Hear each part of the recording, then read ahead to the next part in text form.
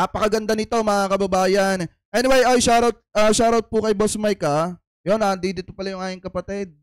Ay, shoutout. Boss, shoutout ha. Boss Mike, pakisubscribe natin yan. Pakisubscribe, like natin yan si Boss Mike ha. Ayan, going to 200k na yan. Anyway, mga kababayan, eto, ituloy po natin itong ating talakayan.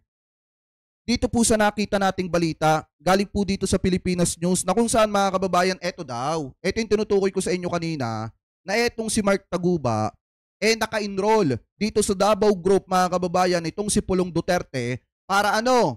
Para mapabilis ang transaksyon dito po sa custom. Ano po, kasi nga naman mga kababayan, kung hindi ka kasi magiging member nitong Davao Group, talagang mabagal ang transaksyon mo sa custom at isa pa napakalaki ng tax na babayaran mo kada may papasok mga kababayan na mga container van. Mga container van. So ngayon, kung titingnan natin mga kababayan, ito, pakinggan natin ng mabuti yung sasabihin dito ni Mark Taguba about po dito sa Davao Group nitong si Pulong Duterte. I-play na po natin mga kababayan. Lahat po kailangan dumaan sa kanila eh. Lahat magbigay ng tara. Kung hindi ka magbibigay sa kanila, i-hold nila yung container mo kasi may command center eh. Ito yung enrollment na sinasabi mo? Opo. Yung 5 million ba ang sinabi mo? Yes, Your Honor. Supposedly para kanino yung 5 million? Tingnan nyo mga kababayan ha, yung enrollment fee dito po sa Davao Group nitong si Pulong Duterte, 5 million agad mga kababayan. Ayun, sabi nila sa akin, puntahan ng Davao, ibigay mo kay Pulong Duterte. So may text po ako noon. Anong kinikita mo? Mark? Per week. 3 million? 3 million a week? Because of so many Chinese businessmen in the Philippines, they are all transacting business the same. The same way as Mark Taguba does? Yes, Your Honor. Are you exaggerating things, Mr. Guban? Baka No, Your Honor, that is based on experience. pinapasakay mo yung committing to. No, Your Honor, that is based on experience. I'm telling now, Your Honor, because I want to change now the Bureau of Customs. Eto mga kababayan ha, nung naging member ng Davao Group, etong si Taguba kumikita ng 3 million per week. Ganon kalaki mga kababayan. Kailan ka nag-start na magpapasok ng mga containers? Anong year? Mga 2017 po yata. 2017. Pero yung pag-start mo sa 2017, hindi ka pa enrolled doon sa Davao Group na sinasabi mo? Hindi pa. Hindi pa. Noong 2017, when you first started, ilang containers ang napapapasok mo? In a week? Hindi pa po ganun karami. Give me a number. Siguro mga 15, 14, ganyan. So 15 or 14. And the same process to, no? Pag inaayos mo, green lane siya. Hindi po. Ano yan? Hindi po lahat green lane. No? May dumadaan ng yellow lane, may dumadaan ng red lane. Ayun nga po. At nung December nga rin po noon, taon na yon, nagka-problema nga po, nagka-red lane po ako, halos lahat ng container. Kaya po naghanap po ako ng tutulong sa akin. So, sinabi mong nagka-problema ka, feeling mo inipit ka kasi hindi ka enrolled dun sa TARA system na sinasabi mo? Yes, Your Honor. Okay, so inipit yung containers mo, kaya all of your containers na pinapasok mo naging red lane, meaning strict ang pag-inspection sa mga containers mo. Yes po, Your Honor. So strict even if nagbayad ka na? Opo, harangin po nila yan nagbayad ka na. Kahit bayad ka na? Oo. Marami silang pwedeng gawin. Pwede nilang pa x-ray, pwede na naman nilang pa 100% inspection. Marami silang pwedeng gawin na pwede pang haharas. So ipitin yung containers na pinapasok mo? Yes po, Your Honor. Okay, now, ang payment mo sa per container is 170 na mention mo kanina. Opo. Was that before being enrolled in the TARA system or after being enrolled in the TARA system? After na po yun. After. So, paano yung before? Magkano ang binabayad mo? Depende po yun. Nire-refer ko po yun dun sa broker namin. Average amount? Iba-iba po pero mataas po siya. Hindi ako nakakamali. Mga nasa 280, 300, mga ganun po. So, mas mahal yung payment mo nung before ka na-enroll sa TARA system? Yes, Your Honor. And wala pang assurance na pwede pang maipit yung containers mo, even if nagbayad ka na? Opo. Opo. Now, sige, let's go to the point na na-enrolled ka na sa TARA system. Sabi mo may parang central command, tama ba yun? Opo. Na sila yung kausap mo. Opo, yung Davao Group po yun. Yan. Davao Group. Yung command center po, yun po, ang nag-establish po niyan sila Commissioner File doon po nung time niya. Commissioner File doon. Yes po. Ang nag-establish ng command center. Command center. So, magkahiwalay na entity itong Davao Group and command center? Yan sabi mo? Kasi yung Davao Group po, hindi naman po sila nagtatrabaho sa Bureau of Customs. Okay. So, Davao Group is just an organization but not employees of the Bureau of Customs. Tandaan nyo mga kababayan ha, yung Davao Group ni Pulong Duterte, di umano mga kababayan, mga organization. Pero walang trabaho or hindi sila nagtatrabaho, hindi sila employee ng custom mga kababayan. Pero nakukontrol nila yung custom. Kasi nga mga kababayan, eto kasing leader ng Davao Group, kung may katotohanan man ito na si Pulong Duterte, kayang-kaya niyang gawin yan. Kasi anak siya ng presidente mga kababayan. So ngayon, ipagpatuloy pa natin. Yes, Your Honor. Meaning, wala silang kinalaman sa pag-inspection, pagpirma, order the release, etc. Wala. Wala po. Okay. But, kailangan gandumaan sa kanila. Sinasabi Di mo. ba? Yun nga po, ano yun eh. Sinabi ni Jojo Bajo, nirefer nila ako sa kanila. Nung nakamit ko sila, si Tita Nani, sabi niya, kailangan kang mag-enroll sa amin. Kailangan, parang ang aking intindi po doon, lahat po, kailangan dumaan sa kanila eh. Lahat magbigay ng tara. Kung hindi ka magbibigay sa kanila, i-hold nila yung container mo. Kasi may command center eh. Ito yung enrollment na sinasabi mo. Opo. Yung 5 million ba ang sinabi mo? Yes, Your Honor. Ang 5 million na to is in relation also to the testimony mentioned, offered by Councilor Small Abellera. Tama ba yun? Yes, Your Honor. Yun ang pagtahi mo doon, di ba? Na you met with Councilor Small Abellera para ibigay yung 5 million. Opo. Supposedly para kanino yung 5 million? Ayun, sabi nila sa akin, punta ka ng Davao, ibigay mo kay Pulong Duterte. Nakaw, kay So bossing. may text po ako noon. Pero nung pagdating ko po doon, hindi ko naman po nakamit yung So tao. never mo ring na-meet si Pulong Duterte? To be fair with the po. congressman? Never. Never. Opo. Okay, si Small Abellera nakausap mo. Yan po, opo. Sino ba yung tinutukoy dito na si Small Abellera mga kababayan? Na kung saan yun yung nakipag-meet dito kay Taguba at tumanggap ng pera mga kababayan. So sino ba yon?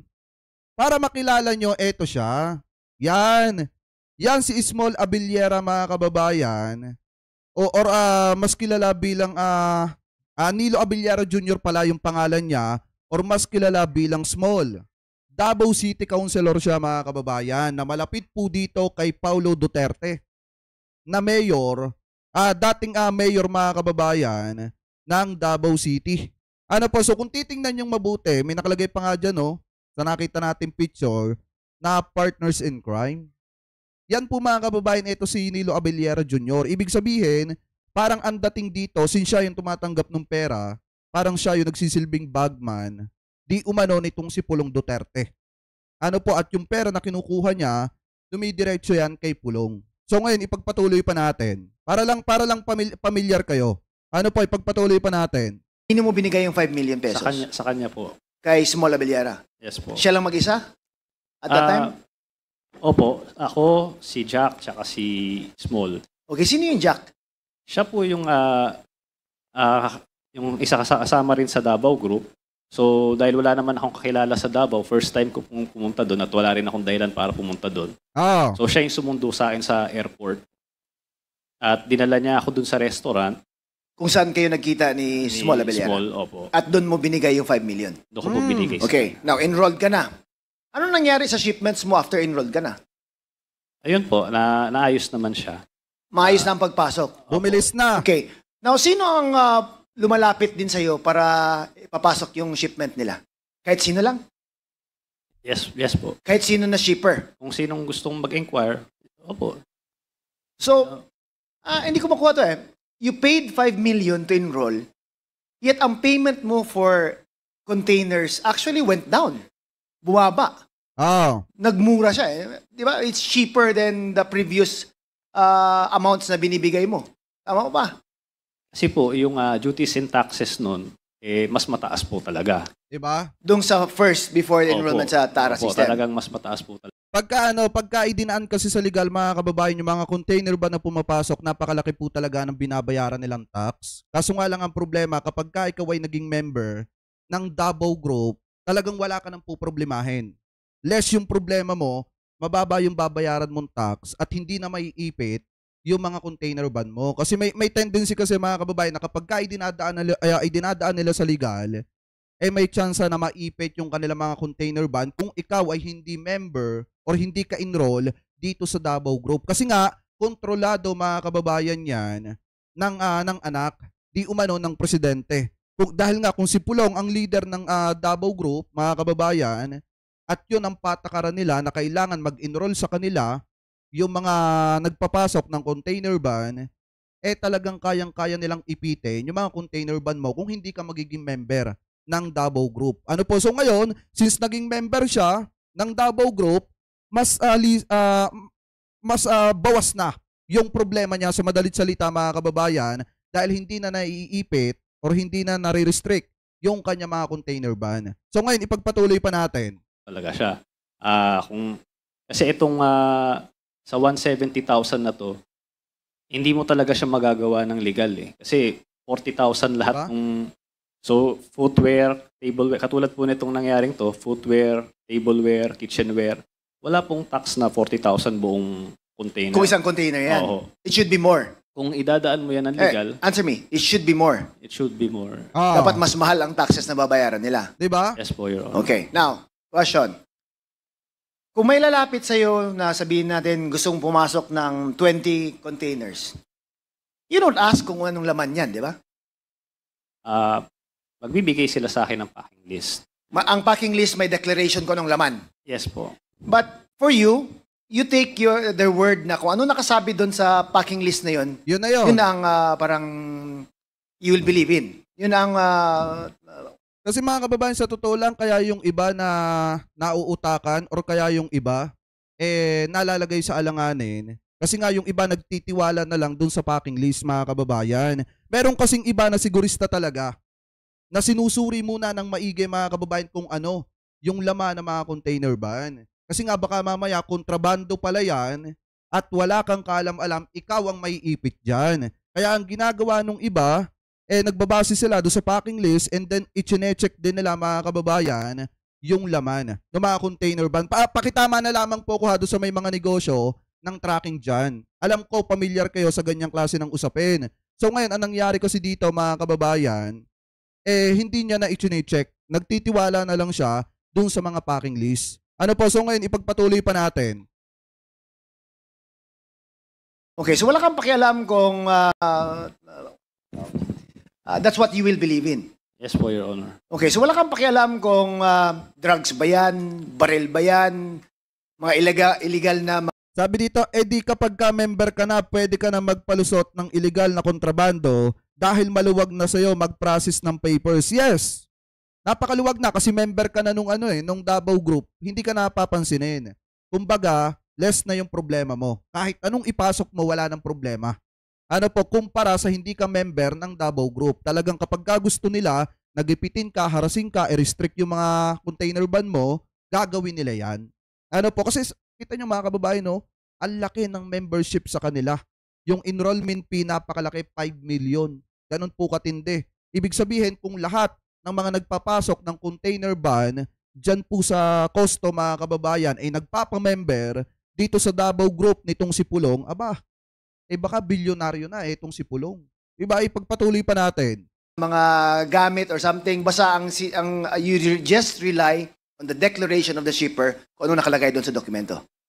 Kung drugs po yun, hindi ako papayag. Syempre. Of course, di ba? But kung hindi mo na pinapakialaman, you don't diba? find out kung ano pa ang laman. Kung ano lang yung sinabi nila, yun lang yung paniniwalaan ko. Kung ano nasa papel na sinabi nila na used clothing or something like that, yun na yung paniwalaan mo. Yes po, Your Honor. And you don't go beyond the document that's given to you. Meaning, hindi ka na nag-iimbestiga. Sino ba to? Bakit siya mag-ship ng 10 containers? Sino ba to? At bakit ganito ang laman ng container niya? Hindi na. Wala na. Basta nagbayad sa'yo, basta inayos mo, okay na sa'yo. Yes po, Your Honor. And once you started with the TARA system, smoother yung pagpasok ng containers mo. Tama ba? Yes po, Your Honor. Walang sudden inspections, walang red lane bigla, wala. Wala po, Your Honor. Puro green lane to. Green lane. And Grabe, fixed no? amount, 170 per container. Yes po, Your Honor. Puno man yan or hindi puno, 170 ang bayaran. Yes po, Your Honor. And sa testimony mo, these are all siguro kulang yung binayad just for the taxes alone. Yes po, Your Honor. Kulang. Kulang. Now, how do you make the payments to these members ng kung sino man to binibigay yung payment na 170? Yung sa Tara po, inetext po ako ni Tita Nani. So, depende po. Minsan pupunta siya sa opisina, tapat ng opisina namin. Minsan papupuntahin niya ako doon sa isang lugar. So cash to? Opo, cash po. Always cash. Handed over to this Tita Nani. Yes po, Your Honor. And you've met this Tita Nani in person. Yes po, Your So kilala mo, ma-identify mo yung person na to. Yes po. Okay, so is it on a daily basis, a weekly basis, or anong basis ng pagbigay ng pera? Weekly basis po ito. Weekly. Opo. So i-total mo yung number of containers na pinapasok mo and you give the equivalent amount based on the 170,000 per container na agreement. Yes po, Your Honor. And that's, anong araw yan binibigay? Tuwing Friday po ito. Fridays. So, cash, no? Sabi mo. Cash po. Okay, now, to the Bureau of Customs. Sir, have you heard of these things going on prior to your assumption ba of your current position? Your Honor, prior to my assumption, I've not Heard. Yes, Your Honor. Okay, but nga yun, you've heard of it. From the Stories. Yes, Your Oh, Honor. but never na may nahuli kayo, may pinosecute kayo or anything like that. I am not aware, Your Honor. I You have are not checked. aware? Yes, sir. Di ba? Sa dami ng pinapasok nila, wala kayong na-prosecute. Eh, di ba mga kababayan, may kasabihan nga tayo, pagka gusto mong yumaman, eto hindi naman sa sinisiraan natin ng custom. Hindi naman sa sinisiraan natin. Pero kasabihan lang kasi ito ng mga matatanda, mga kababayan, na kapag ka gusto mong yumaman, mag-custom ka. Kasi naandya dyan yung pera. Kaya naman pala mga kababayan nasasabi yon, kasi dito nauunawaan natin Talagang napakalaki ng kitaan mga kababayan dito sa custom, lalo na kung gagawa ka ng illegal. At dito mga kababayan, sa nangyayaring ito, dito sa nalalaman natin dito sa sinasabi, sa ikinikwento nitong si Taguba na talagang talamak nga nung panahon ng Duterte administration yung pa-illegal. Mga kababayan, at talagang kumikita ng malaki doon, lalo na yung mga member nung Davao Group. At especially mga kababayan, yung leader nung Davao Group talagang kumakamal ng milyon-milyong halaga na pera.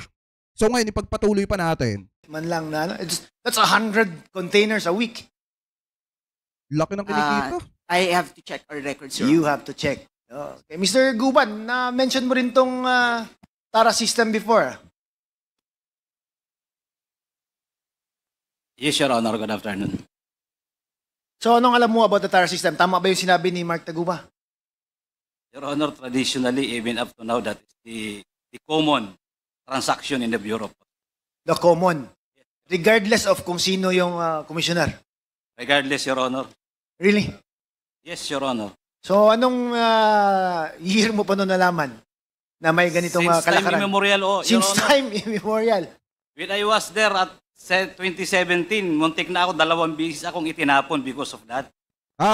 Because I am against na yun ay magpatong-patong, bigas-bigas. I was then in Batangas. So, Grabe. Mark Taguba is just one of the many who facilitates the Yes, Your pagpasok Honor. ng mga container vans. Yes, Your Honor. One of the many. Yes, Your Honor. Mga ilan sa tingin mo yung many na pinagsasabi Your mo? Honor, if there are about 10,000 per week containers, so how many brokers? The same of Mr. Taguba. So are you telling me that 10,000 containers are enrolled in the Tara system? Di naman Not siguro. exactly, Your Honor, Ah. because there are Super Green Lane, the multinational, na they are not really Yung giving- legit na Yes, the dinideclare legit. lahat na Plus gusto the- magbayad ng tamang buwis. Yes, Your Honor. But Okay. because of so many Chinese businessmen in the Philippines, they are all transacting business the same. The same way as Mark Taguba does. Yes, Your Honor. Ilan yan sa tingin mo? That is thousands, Your Honor. Thousands of brokers? Yes, Your Honor. And weekly yan? Pasok ng container vans? Yes, Your Honor. Are you exaggerating things, Mr. Guban? Baka No, Your Honor, that is based on experience. pinapasakay mo yung committing to. No, Your Honor, that is based on experience. I'm telling now, Your Honor, because I want to change now the Bureau of Customs. Help the people now because of drugs and smuggling of rice. Di ba ano yan na you're saying this after you're convicted na? No, Your Honor, Di ba even then, sinabi mo before pa or something like even that? then, Your Honor, hindi po ako pumapatong. Okay. Wait, Yung container. I'll go back to Mark Taguba. Mark Taguba, magkano kinikita mo per container? Meron po akong 10,000 sa tracking. Meron po akong 10,000 pa uling patong. Tapos container deposit. Sabihin natin mga 30,000. 30,000. That's included in the 170,000 per container? Yes po, Your Honor. Included na? Congressman Flores, if I may. Go ahead, sir. Gusto ko lang kasi para makumpleto yung Go ahead, sir. picture. Go ahead, sir. Mark, gaya nung tanong ni Congressman Flores, so roughly kumikita ka ng 20,000 per container. Yes po, Your Honor. So, halimbawa, sa isang linggo may 100 container ka, meron kang more or less 2 milyon sa isang linggo. Hindi naman po sila palaging nagbabayad agad. So, yung iba utang. So, pero more or less mga malaking halaga rin po. So, ibig sabihin, pag container, kasi may 20-footer na container, may 40-footer na container. So, regardless of the size, basta yun ang tara. Opo. So, tingnan nyo ha kung magkano kinikita per week, mga kababayan. alam mo ba kung kanino napupunta yung magkano 170 per container? Yes po, Your Honor. Pwede mo bang ikwento sa amin ni Congressman Kit kung kanino napupunta yung 170 na yun? Kung alam mo lang, no? Kung ano yung breakdown ng 170 na yun? Sabi ko nga po, mahirap naman po magsalita ngayon dahil wala naman sa akin yung mga dokumento ko. Pero kung yan po, nasabi ko na to lahat noon Senate hearings, congressional hearings. Wala naman po nagbago, nandiyan pa rin naman po yun. So hanggang ngayon? Pwede niyong makuha yan kung ano, sa Senate. So nasabi mo na yan noon? Nasabi ko na po noon to. Tama ba yun, Jimmy, na yung bayaran pala dyan o yung TARA system na sinasabi, per container? Yes, Your Honor. Ngayon uso na GCash. Okay, sige. Salamat. Congressman Kit, you may proceed. Continue, please. So kung you have 30,000 per container and there are 100 containers na pinapapasok mo every week, magkano ang kinikita mo? Mark? Malaki rin po. That's how much ba? I'm very poor in math. Huh? 3 million? 3 million a week? Yes, Your Honor. Uchaks, sorry. Ang laki! A week yan, ha? Your Honor, hindi lagi dahil po yung mga Chinese po hindi naman po talaga sila kaagad nagbabayad. O sige, if you compare yourself to the other mga... Talaga buhay ka na nga pala, mga kababayan. Buhay na buhay ka na pagka-custom ka. Kasi biruin nyo kumikita ka ng, kahit sabihin natin kumita ka ng 1 milyon, buhay ka na. Buhay ka na dyan, tapos may mga pautang ka pa. Kasi nga yung iba, lalo na yung mga Chinese daw, hindi naman nagbabayad agad.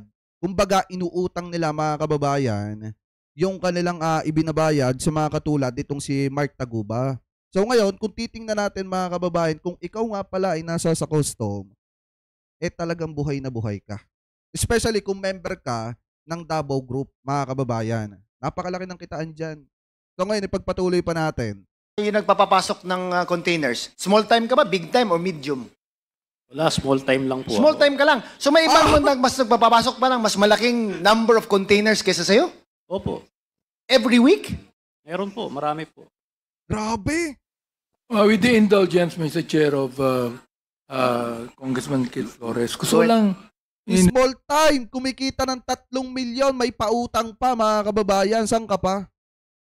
Kaya nga, mga kababayan, dapat talaga matutukan ng ating gobyerno yung custom. Dapat balahasahin. May tawag doon, mga kababayan Dapat balasahin yung custom, mga kababayan, para mapigilan at matuldukan yung corruption dyan.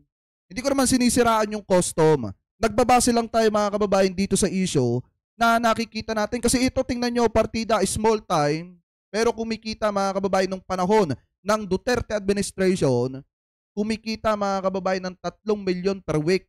Partida may pautang pa. Ano po, so ngayon, ipagpatuloy pa natin. In relation to what you're saying, yung 170 na binabayaran mo, Mark, Kung etong si Taguba, kumikita, mga kababayan, ng 3 million per week, paano pa kaya si Pulong?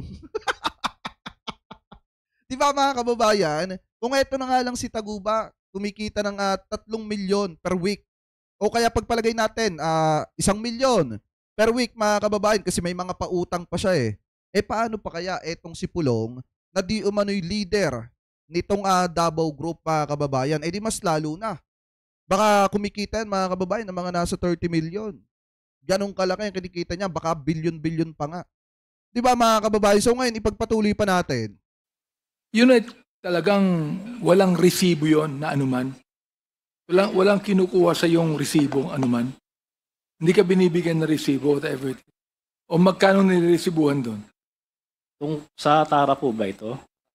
Sa Tara meron. Sa Tara po ba ang sinasabi ninyo? Hindi, yung 170 binabayaran mo. Meron po. Kaya nga po, sabi ko po noon pa ito sa Senate. Okay, magkano yung niresibuhan doon? Iba-iba po yan. Meron pong shipping line, meron pong customs duties. Okay, magkano yung lagay doon sa 170? Hindi ko na nga po kasi 160 ang lagay. Hindi ko na nga po kasi pero lahat po yan. Pero palagay ko, meron kang journal na tinatago sarili mo na nakalagay doon yung presyo ng binigay mo. Correct? Meron kang journal, meron kang sariling notebook. Ilista mo yan eh. Alam nga na maibigay mo yan na wala ka man lang record sa sarili mo. Tama. Sure. Meron ka nun. Tama? Wala. Wala. Ba? Anong klaseng businessman ka? Kung hindi mo nire-record yung yung binibigay mo. Kung ilan po ba yung mga... Meron po. Yung pala meron. I-submit mo dito yung record. Di ba? Meron ka niyan. Businessman ka eh. Alam ko po kasi, yung hinahanap niyo po, na meron na po yan nabigay na nga po sa Senate dati noon. Bigay sa Senado pero wala sa amin. Ang inaano ko ganito. Binanggit mo kanina kay Congressman Flores na 170 per container ang binibigay mo, correct? Yes po, Your Honor. Tinanong kita kung magkano niresibuhan doon. Hindi mo masabi kung magkano niresibuhan doon. Hindi mo rin masabi kung magkano lagay na binibigay mo. Sapagkat yung lagay, walang resibo yun eh. Tama. Yes po, kasi kung may resibo yun, may money trail yun. Yes po. Tama ba ako? Customs. Tama ako, di ba? Mr. Chair, regarding the money trail, Your Honor, or... Hindi. Tama ako na kung may lagay doon, walang resibo yun. Sapat kung mayroong resibo, may money trail na makikita sa inyo. Hindi naman pwedeng resibuhan yan na resibo ng gobyerno eh. Correct? I'm sorry, Your Honor, but I have no personal knowledge of Hindi ko sinasabi yung may personal knowledge kang. Sinasabi ko lang kung yan nangyayari yan sa customs. Kung naman nagtatago ka pa na kung ano-ano eh. Ilan taong ka na sa customs? Your Honor, Ilan taong ka na sa customs? Halatang umiiwas eh. Wala kang alam? Your Honor, Yung una kong Your Honor. Bira, 5 years ka na dyan, may alam ka. Meron. Bira, ang inaano mo, meron kang journal na tinatago dyan. For example, like, 170,000. Niresibuhan ang 100,000. Yung 70, walang resibo. Kanya na yon. Lagay na yon mga kababayan. Alam niyo sa totoo lang, ito yung problema dito sa taga-custom. Ayaw niyang magsalita mga kababayan kasi hindi naman po pwedeng wala siyang alam. 5 years siya mga kababayan dyan sa custom. Yun yan 2 taon, 1 taon, yun yan 6 months mga kababayan. Kapag ka matali-talino talagang bihasang-bihasa na at may alam na. Yun pa kayang 5 years mga kababayan. Kaya mapapaghalata nyo talaga etong taga-custom na talagang ayaw niyang magsalita. Siguro ayaw niyang may masagasaan mga kababayan. Yun yung nakikita ko dito or natatakot siya na baka may mabanggit siya mga kababayan at balikan siya. Kasi nga talamak, masyadong talamak mga kababayan ng corruption, di umano dyan sa custom. So ngayon, siguro may alam to pero ayaw lang magsalita. Gayon, di ba? Therefore, yung walang resibong 70,000, nire-record mo yan sa first. O kaya possible mga kababayan, may alam siya kaya ayaw niya magsalita kasi baka kumikita siya. Isa siya sa kumikita ng malaki. Ano po, ipagpatuloy pa natin. Journal mo. Businessman ka eh. Sige po, Your Honor, kumahanap ko po. Mahanap mo yan. Kumahanap mo, mahanap mo yan. Maniniwala ako sa sinasayo mo kung bibigay mo sa amin dito yung personal na record ng mga lagay ng mga na binigay mo. Si Chair. Okay? Yes po, Mr. I-submit Chair. mo dito. Para maniwala kami sa'yo. O makikita namin ngayon yan. Eh kung yun sa drugs nga sa drugs. O yung pinapanood ko, Congressman Flores, sa Netflix yung Narcos. Meron silang journal Meron silang journal, record book na nilista o kanino binigay ito. Nakalagay doon Kaya binigay. Meron kanin doon. Tama? Personal record yun. Yes po, Mr. Yun Chair. pala meron ka pala Submit mo sa amin para makita namin kung sino tumanggap. Nanguhula tayo dito. Sasabi mo, sino yung nakatanggap niyan? Manghuhula tayo dito, hindi mo masabi. Bigay mo sa amin yung listahan. May listahan ka Yun lamang po, Mr. Chair. Okay, please proceed. A few more Congressman, questions, Mr. Chair. Mr. Taguba, nung you were doing this business, isang consignee lang ba ang ginagamit mo? O Hindi iba-iba? po. Iba-iba po. Iba-iba. So ano naman ang share ng consignee doon? May royalty fee po siya. How much naman? 1,500 1.5 lang? Per container? per container. But hindi ba siya mga problema kung siya din ang may hawak sa container na may contraband at siya nahuli? Yan po yung arrangement Hindi ko po... For a fee of 1,500, yan na risk ang iti-take niya? Kasi po, hindi naman din namin iniisip na yun nga po, may droga o kung ano pa man doon sa container. Regular shipment lang po iniisip namin. Okay, so sige, can you give me an estimate kung ilang consignees ang ginagamit mo for your business? 5, 6? 3 po. 3? Opo. Okay, now, customs. Hindi nyo ba wouldn't it be easier to track it na bakit itong 3 consignees na to, ang mga containers sila, ang binabayaran taxes is ganito lang. Mababa. And they're always shipping in containers on a weekly basis. Isn't like if you just graph it, parang hindi ba nakakaano yan na but si consignee A, B, and C, almost 30 per containers per week, yet the average amount of taxes that they pay per container is mababa lang, 40,000 lang or something like that. Hindi ba yan Yes, Your Honor. We have record for that. And anong ginagawa niyo? Ba't green lane pa rin yung mga consignees na yan or something? Hindi ba yan red flag dapat? Yes, Your Honor, that should be And a my red question flag. is, what are you doing about it? Nako. Your Honor, You'll get back to me? No, Your Honor. It's handled by a different... Handled by whom? Risk Management Office. Risk Management Office. So they've been knowing about this, and what have they done so far over the years? Your Honor, They can answer it, not you, right? no, Your Honor. Okay. There's a parameter, Your Honor. So Alright. they adjust the parameter accordingly, Your Honor. Kasi parang sa akin, it's impossible not to figure it out na itong si consignees na to, bakit ang mura ng taxes na binabayaran nila? Di ba? Ba't palaging may containers na pumapasok, yet always cheap lang yung taxes that they're paying? Sa akin, that's red flag already. Parang we should, I think, take a look at it. After 3 weeks siguro, tingnan nga natin to on the 4th week kung ano ba talaga yung mga laman ng container sila. Bakit 40,000 lang binabayaran per container? And that's in just 3 weeks. We've been here for years. Walang nangyayaring ganun. Ano bang nangyayari dyan sa customs, Attorney Buko? Kaya nga mga kababayan, eto lang naman yan Para matuldukan na yung mga ganyang klase ng galawan, na kung saan mga kababayan talagang talamak yung corruption dyan sa custom, kailangan panahon na siguro, mga kababayan, para balasahin ang custom.